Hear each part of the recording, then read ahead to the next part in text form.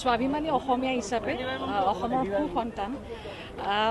doctor Himanta Biswa Sarma ডাঙৰীয়াদেৱক লৈ আমি অত্যন্ত গৌৰৱ অনুভৱ কৰি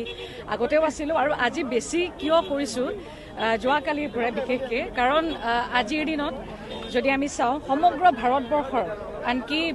বিদেশ ৰাষ্ট্ৰৰ পৰাও সকলোৰে দৃষ্টি নৰ্থ ইষ্টত আমাৰ অসমত সেইটো বহুত ডাঙৰ কথা যে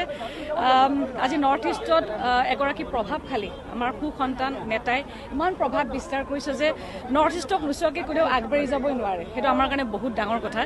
আৰু এয়া সকলোবোৰ সম্ভৱ হৈছে আমাৰ সন্মানীয়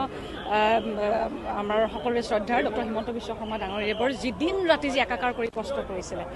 গতিকে মা কামাখ্যাই তেওঁক শক্তি দিয়ক আৰু দীৰ্ঘায়ু কামনা কৰক আৰু আমিতো বিচাৰিছোঁ যে ৰাষ্ট্ৰীয় প্ৰেক্ষাপটত দাদাৰ যিটো যাত্ৰা আছে সেইটো বহুত শক্তিশালী ৰূপত প্ৰতিষ্ঠা লাভ কৰক আৰু আমাৰ শুভেচ্ছা সদায় আছে আৰু সদায় থাকিব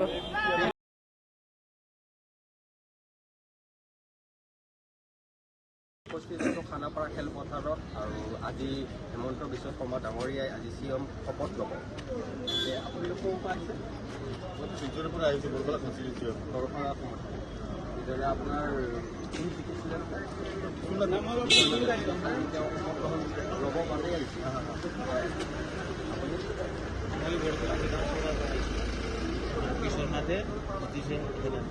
যিহেতু আজি হিমন্ত বিশ্ব শৰ্মাই দ্বিতীয়বাৰৰ বাবে